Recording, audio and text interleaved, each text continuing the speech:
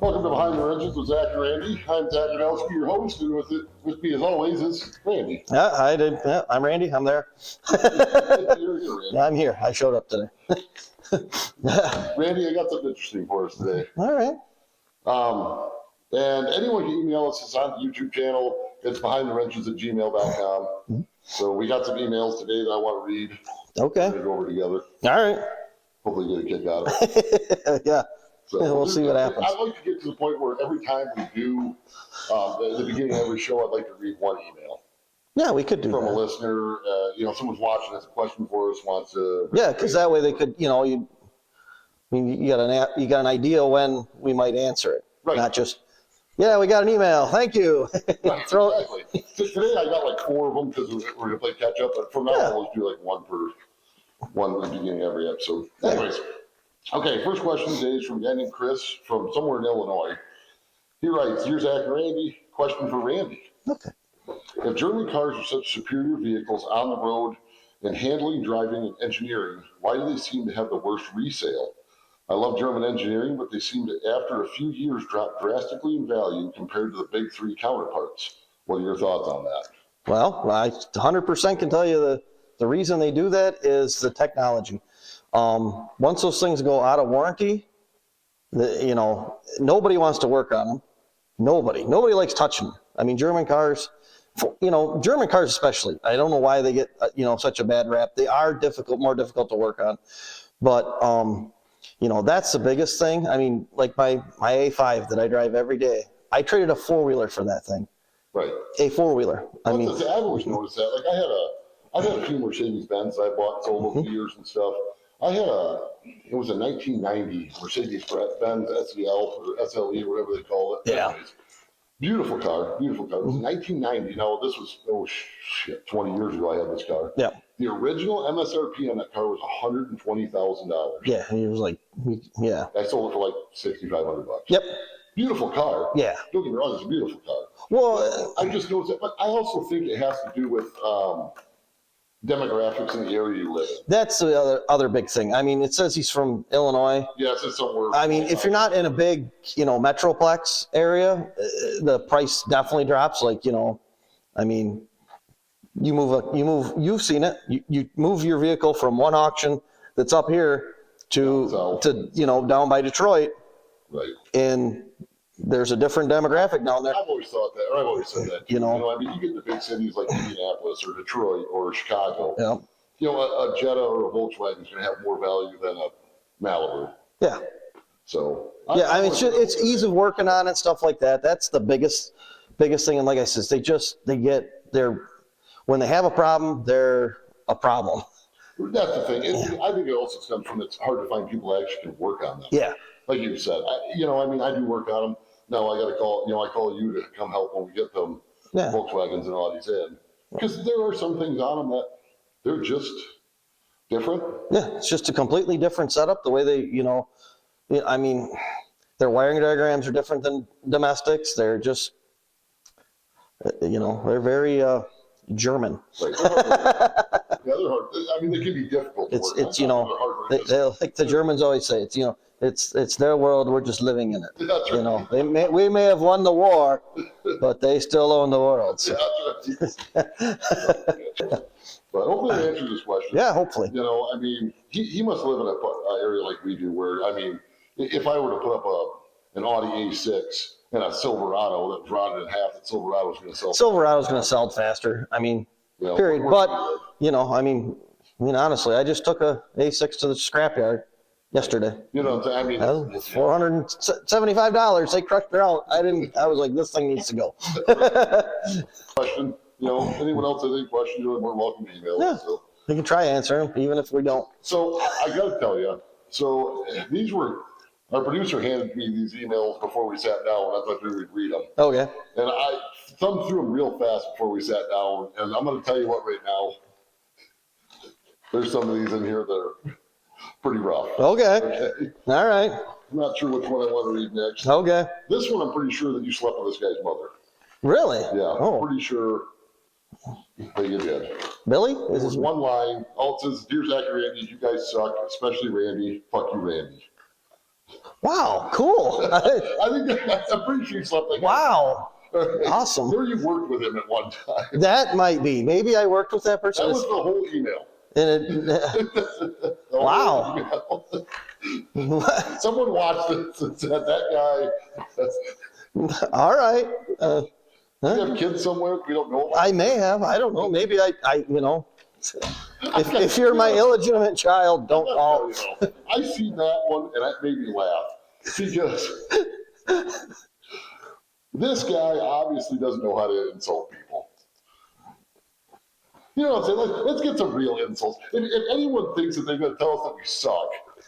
Well, hey, how about a little more contact behind it? It's context. Like, is it, it just, you don't personally like me, you've met me, or is it just, I come off as that? Or he's mad at your goatee. That might be. I'm not awesome as yours. I don't know. So, I might have all grown out. Thanks for watching, though. I'm glad it's time to. That's what I thought. I just wish people would be more creative in their insults because I've been insulted a lot in my life.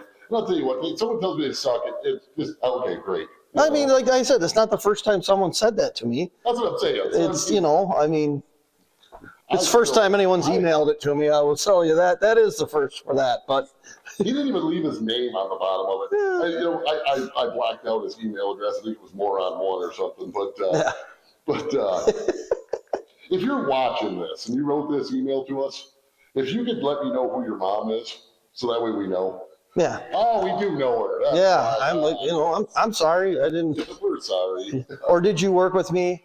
Yeah, right. I mean, that might be. That's a possibility. I guess it really is. Right. Oh, this other one was really good. This one's good. You're gonna love this one. Okay. Do this one real quick. All right. I knew this was coming. All right. Not like this, but I knew this. Okay. Okay. Yeah. Trace yourself. All right. Hi, Randy. I'm a car sales rep at a Toyota dealership in upstate Ohio. I was introduced to this is the best part of this show. Yeah, it does. Oh, okay. Well, I knew a salesman was going to type. Okay, I knew. Yeah, that's a salesman. All right. Yep. Okay. The problem is he also had a Toyota dealer, so that makes it even worse. Yeah, it's even worse. Yeah, right. I mean, sorry. Okay. Was introduced to your show by someone that said you have nothing good to say about salesmen. I think that's aimed at me. It might be. Yeah.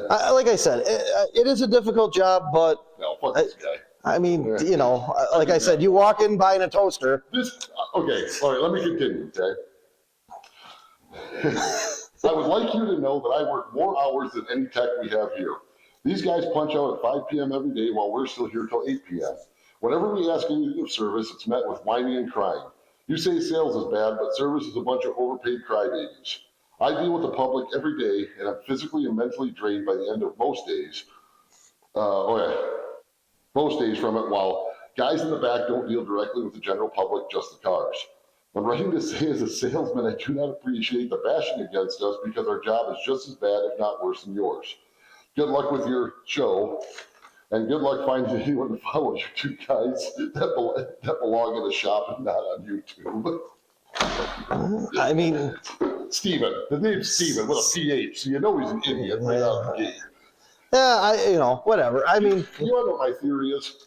Like I said, I glanced through this. Okay. Here's what happened. Here's what I see. Okay. His wife, this guy's wife, is sleeping with a technician. That was my first thought. So no, parts guy. Yeah, so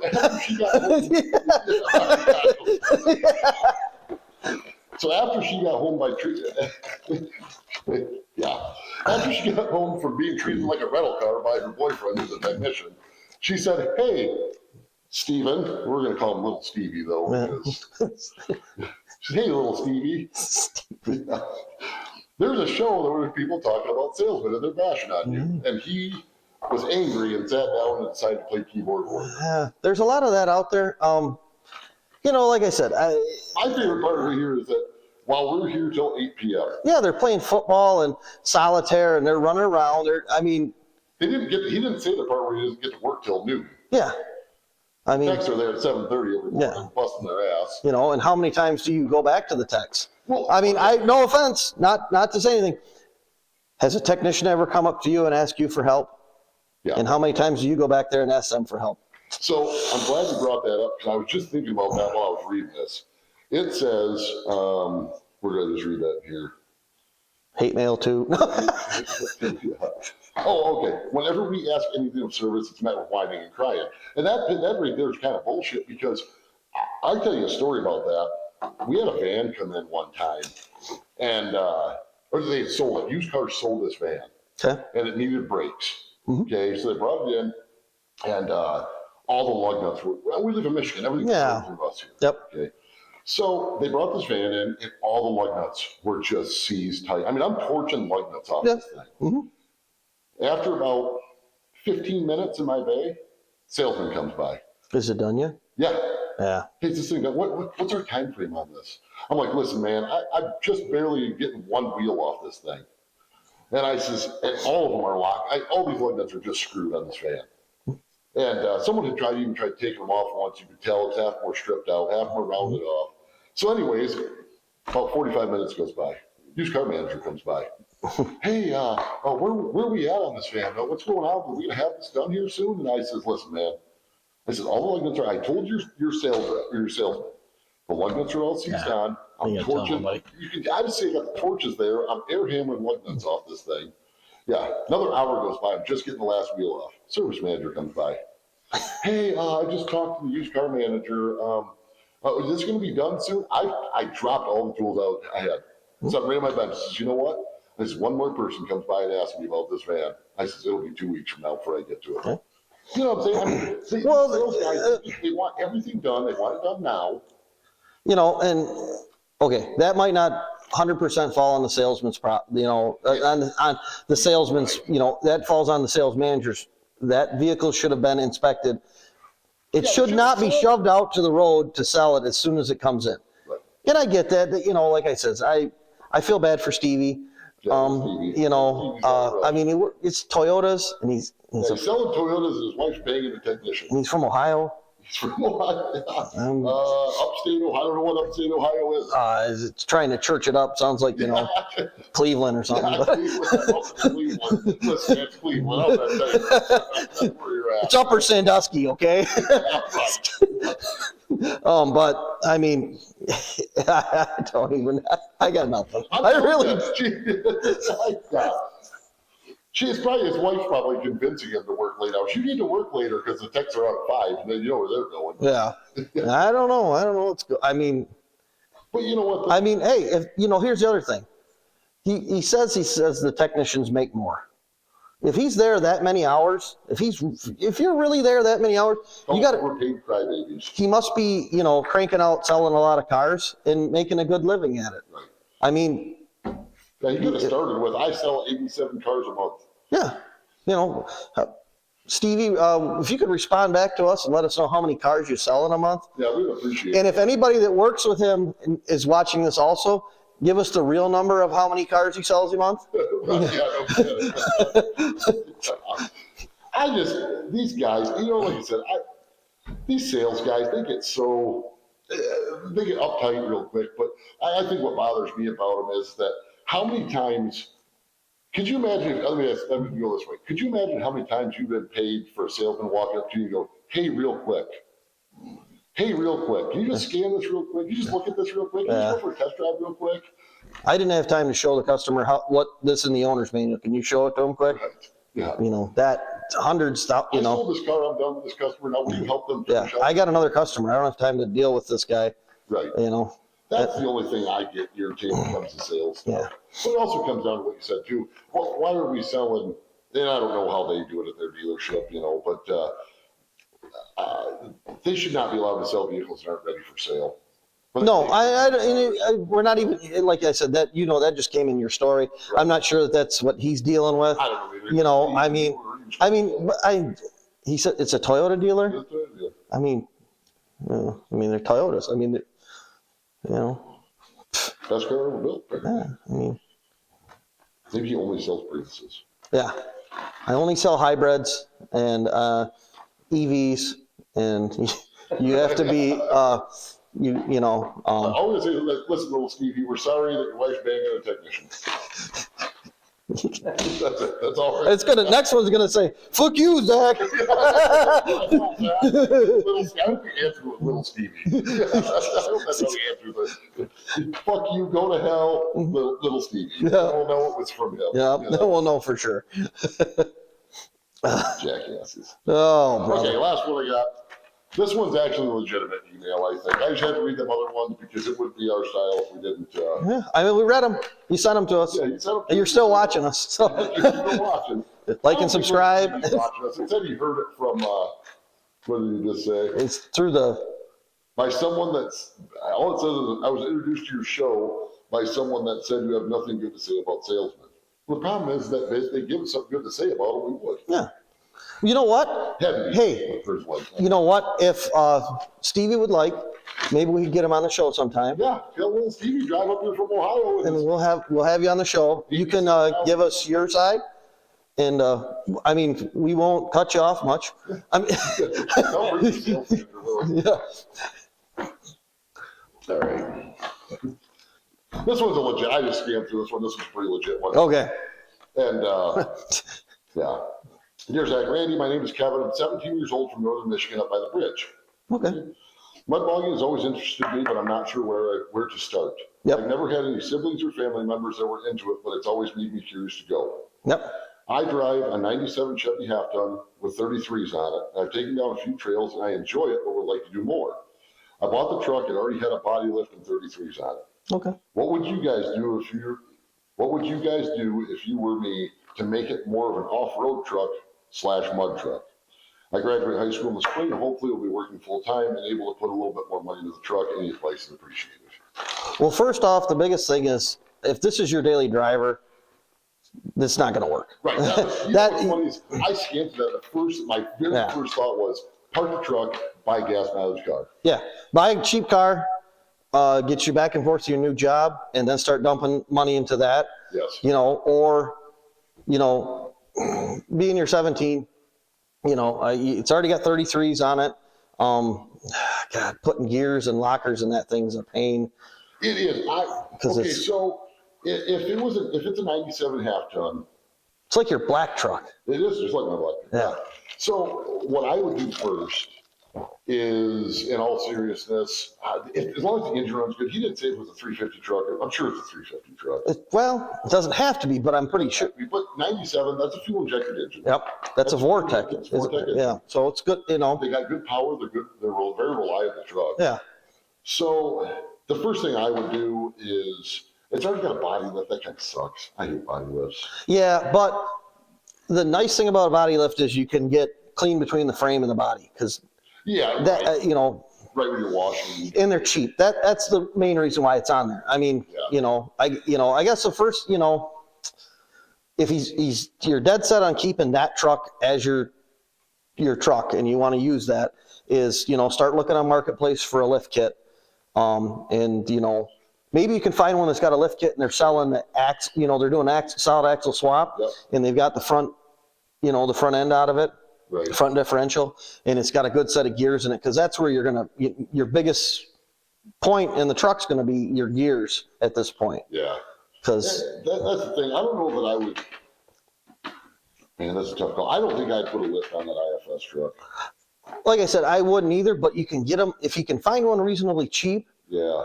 I mean, like I said, that's the thing. If he's dead set on keeping that truck, like, we don't know if it's got, you know, some sentimental value or something like that. We might need a little bit more info on that truck. Yeah. Just because, the only reason I say that is because that's the first thing I would do is straight axle it. I wouldn't even waste my time with an IFS lift kit. Yeah, I really wouldn't. I mean, just like this thing. Yeah, like, okay, so the truck behind us, you know, was a 94. That was a IFS truck. And it's got Super Duty axles in it out of row 2. The only problem with that is when you go with these axles, the only place that makes the crossover steering setup is Sky Manufacturing. Yeah. And well, it was like $1,500 just for you can, if this is the way you're going to go, what I would do, my personal self, is I would find a Super Duty, you know, rear axle, because the rear disc brakes. Yep.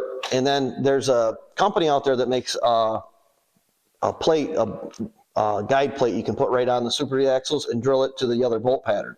Then I would find an older Dana 60 out of a 80s to 90s Ford and put that in there, because the spring perches they're half-inch off. Like you can flex the perches, the springs in a little enough to where it's not going to affect it, and you can put that axle in there, and then you've got a Dana 60 you can easily put crossover steering on. You got a rear disc brake 10 1/4, or even you could put a 14 bolt. My recommendation would have been a 14 bolt rear. Yeah. And if you're trying to save some money to start with, because the leaf springs in the cradle to put these for the leaf springs, it's kind of pricey, but not too bad. Off-road design makes them. Yeah. But anyways, even if you just found a 44, a Dana 44. Yeah. I mean, like I said, if you're that's only if you're dead set on that vehicle. Because if I was going to do like 17, and we're going to go with this vehicle because it sounds like that. Obviously he already has the truck; it must be paid for. Yeah. But what can you do different to make this specific? Yeah, that's the biggest thing. Like I said, because if you're not willing to switch vehicles, there's a lot of options. But like I said, you really want to get rid of that IFS. I mean, anything over 35s. Right. Especially, unless he found a, like you said, someone took off an IFS setup or a lift kit that you could get for next to nothing to put on that truck. IFS lift kits suck to put in. I mean, they do. They're not bad. No, it's a lot of components. So there's a lot of cutting and grinding to put IFS lift on it. Yeah, you got a lot of messing around, a lot of screwing around to put that in. And then to run 35s? Yeah, because it's not like, if you're going to, you try to step up to 38s, you got to get different different axles completely, and it's not. Obviously, Kevin's watching it, so we're going to let him know that, I guess it depends on the tires you want to run. Because, you're wanting a mud bog. Okay, you enjoy off-roading, but you're wanting to get into mud bogging. Okay, I don't know what kind of mud's up north of here. But anyways. No, there's lots of good trails up that way. Tire size to start with. I mean, if he's like he wants to do mud bogs, 38's a good size tire. Right. It's I have 2 sets of 38s. And they're for sale. I'll tell you a set. Yeah, but 12 wides and a set, 12 50s and a set of 15 wides. Yeah, but that's the biggest thing. You pick a tire, and then if you want to reach back out to us. Email, us. We can, we can try to give you some pointers and stuff. And I think the route that I'm going to tell them to go is for me. I was on a budget. Didn't have a lot of money to put into this. I would solid axle in the front, even if it's a 44, even if it's Dana 44. Yeah. Because the hardest part is getting the cradle and the leaf springs. Well, the hardest part with a Dana 44 is finding one, because it's passenger side drop. It's passenger side drop, and the leaf springs are going to be the only thing you're going to find is, It's fucking GM. Yeah, I know. They, no. I apologize. The square body. Hold on. The square body Chevys are passenger side drop. The IFS are driver's side. Yeah, driver's side drop. So yeah, because they're just like a Ford. Yeah, that's why you can put a Super D axle in it, but you got to get a Ford axle no matter what you do. Right. So because you're not a solid axle in the front, you're going to find a Dana 44 out of a Ford. Yeah, and it's got to be a leaf spring. It's got to be a leaf spring one. So it's got to be early 90s.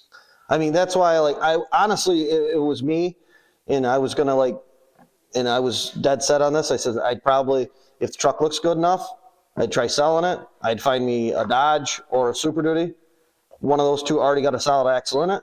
Right. You can throw a lift on it relatively, easy. Right. You're off and running. And I mean, like I said, that's the problem. But he's probably a Chevy guy. That's fine. And that's fine. There's nothing wrong with that. Okay, so we'll say two things here. Number one, I agree with you. If your heart's not sold in this 97 Silverado, sell it. Buy something that's a solid axle truck ready, like a Ford or a Dodge. Yep. If you're not wanting a Ford or a Dodge, which is fine, if you want to stick with your Silverado, I would put, the first thing I would do is I would go less than a 38-inch tire. Yeah. Something in the 38. You can find them out there. You search Facebook, you search all the places you can find a 38. Mm-hmm. Like I said, I have two sets of them. Yeah. The room is 7 set. But anyways, and then straight axle in front. And honestly, if you were to put a 14 bolt in the rear and a Dana 60 or find even if you did find a 44, like I hate to say it, but years back, I was giving away 44s. Yeah. Because no one seemed to want them. No, they're getting to that. That's, not with what you can get right now. I mean, you can get a Super Duty axle, Right. a Dana 60. I mean, you got to watch it because they have Dana 50s, because this is a 50. It's a 50. Yeah. My Excursion's got a 50 in it, and those were a short run. They were They were only 99. They were 98 the first year of the Super Duty to 03 in everything that wasn't a dually. Oh, right. Okay. So it was like an Excursion or an F-250. Yeah, F-350 single wheel had a 50 in them too. The dualies had 60. The 60. Then they stepped up. They got rid of them. They went all 60s. Then after 2008, they went Super 60s. And those are 35 spline inner and outers. Yeah. That's the most. Hey, Kevin, I got everything you need to build your Silverado. I mean, I got that Super 60 out there, that F-350 sitting outside. That's that coil. You want to find a crew cab one? You can just put your cab on it and your engine in it, put the frame underneath it. But anyways, like I said, 14-bolt rear, solid axle swap in front, put a set 38s on it, call it a day. I'll start having fun with it. Yeah. If it's a Vortec 350 truck, I bet money it is. No way it's a 305 or a 43. It could be a 4.3 truck, but anyways, I don't know. The first thing that popped in my head was your truck. I mean, honest to God, he said it, and I'm like, black Silverado extended cab. Well, this was the same color. Yeah, but I thought of yours, the black one. I did. No, you're old. Your 90s. Oh, my 96 I had? Holy crap, I forgot about that truck. That's what I thought. The first truck that popped in my head. Maybe this guy owns one. No, he does. That truck's out in South Dakota. But I completely forgot about that truck. Yeah. That truck, side note, I've looked for one of those trucks in the past. 96 extended cab black Silverado with red interior. You know how hard that is? Yeah, it's rare. I mean, it's a horrible. The red was hideous. And that's why it's hard to find, because everyone's like, this is horrible. This is like, I'm like, man, this is like, they're like the luxurious leather interior, you got, Corinthian leather, Ricardo Montalban sitting in it going, this beautiful truck, Yeah, right. I want to know what GM was thought. I think it was all the big three. What was their thought process back in those days? Like, they built this 96 Silverado, it looks beautiful. They're like, man, this truck, it's sleek design, it looks good. What interior are we going to run? And it's one of GM's higher ups special relatives. Well, I designed this interior. Didn't the SS 454s have a red interior? Or I think they had to be black. Jimmy, because for some had red interior, the white trucks had gray. Yeah. Because I remember, because a guy in college had one, and that was like, I was like, that was the quintessential, that SS 454 truck and red interior, and that, I'm like, I'm not the base half ton. I know. It's special. Right, special. So, but anyways, that's what I would do with this truck. 14-bolt, solid axle, 38s, call it a day. Yeah. But, I mean, you're still going to be, I bet you're still going to spend $3,000-$4,000. Yeah, I mean, unless you can search Facebook, and you can find, okay, so the solid axle swap of these trucks. Honestly and truly, I have looked. There are guys on Facebook that you can buy a complete roller truck for $1,500. Yeah, well, that's I'm like my suggestion would be to him is to, take the truck, get your daily driver, and then go to a couple local mud bogs, because I know there's some up there. I can't think of what. I know. I was trying to think of when I seen that. I know that big one across on the other side of the bridge is going to be coming up there soon. But there's that Twisted Valley's over by. Twisted. I see the city's by the bridge. I don't know where he's at exactly. Yeah. But I mean, what's Twisted Trails is over by Cadillac. They're by south of Traverse City. Yeah. So yeah. Commerce. Far from there. Commerce. Yeah. Yeah, but like I said, I would take, go, hit up the Facebook page. I'll look at all of the mud bog stuff we got going on, because a lot of things we know about that's going on with that. If there's anything up that way, maybe we'll try to put a little tidbit in one of the videos that, hey, there's one up this way, or something like that. Go see what's going on and see what you like now, because that might go, I don't want to do all this mud bogging. I want to do more trail riding, or I want to do hardcore mud bogging. And you go, you know what? I'm going to save all my money and just beat on this truck then and go buy something. Right. You know? What he could do, what we did one at Josh Dodge, he could just saws all the fenders out, both set 38s on it, color. He could.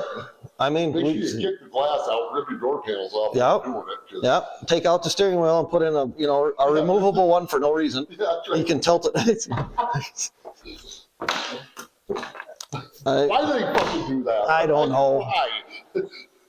If you got a full-blown race truck, you got a removable steering wheel, cool. Yeah, right? well, I mean, if it, like, you got a door bar and you have to step over it, it's a nice thing to have a removable steering wheel. If you've got a door that opens up all the way and you don't have a door bar, a removable steering wheel is just, I mean, it's... Why? I don't know. What I'm saying is... It's cheap and it looks like a race truck then. Because they can walk around in the pits with it. And like, I got my steering wheel. Right. The chain one, little one like they had on Cheech and Chong. I've always wondered that, though. You'll see guys, and it's not, everyone can build whatever they want, you know. I've always wondered that, though, when you see these trucks out there, they got, like, welded together, jank, just horrible stuff. But they got weird crap, like removable steering wheels, and I got this, I wear a Hans device, too. Probably because when the truck breaks in half, because it's junk, you know, it doesn't snap your neck. Yeah, that's the other thing, I mean, if you get a chance, Kevin, and you're really sold on, you want this truck, send us a couple pictures of it too. Yeah. And who knows you never know what'll happen down the road. So, keep doing what you like to do though too. That's the other thing. Don't let anybody, don't even let us sit here and tell you what you need to do. You do what you want to do, what makes you happy. Yeah, we're just gonna give you some ideas. And if you're down at any of these mud bogs, if you end up at Mud Jam or anything like this, and this year, and you happen to stumble across us, and you want to go for a ride to any one of our trucks, we'll take you for a ride. I just got many trans for my truck. Good, excellent. Yeah. Anyways. Mm-hmm. Well, that's all we got for emails, though. I'm sure you can get a kick out of those. Yeah, I especially like that. That one was like pretty straightforward. I want to read that guy. I want to talk to that guy. I'm really sorry. If I hurt your feelings, I'm sorry. It's probably from my wife. I know that email address. Yeah, I don't. That's weird, strangely familiar. Yeah. Jesus. Anyways, well, I think that's all the time we got for today. So, like I said, when we get back a couple weeks, we'll have some more. Yep. Get some more emails or something. We'll get something. Yeah. I'm sure. We'll get some more hate mail. Email. Little Stevie, please message us. Let us know that your wife's sleeping with an automotive technician or a parts guy. He's gonna come back and say, "I'm not even married." I'm not married. I'm like, wow. I'm like, now I feel, then I'll feel bad for him. Well, if you come back and say he's not married, we'll know why. Okay. We get it. That's why you're. Anyways, from Behind the Wrenches, like, subscribe. Come check us out whenever. We'll see you in a couple weeks. Join our Patreon. Oh, join our Patreon. Apparently, you can pay to see us, which is cool. Yeah. Stevie, if you'd like to. Ad-free. Ad-free. You join Patreon. Yeah, join Patreon. Ad-free. There we go. That producer's yelling at me all this. I didn't know any of this. Yeah. That's all news. Yeah. Well, that's how we're ahead of this. We're out of. This is why we do this, and he does that. Yep. Excellent. All right, we'll talk to you in a few weeks. Thanks.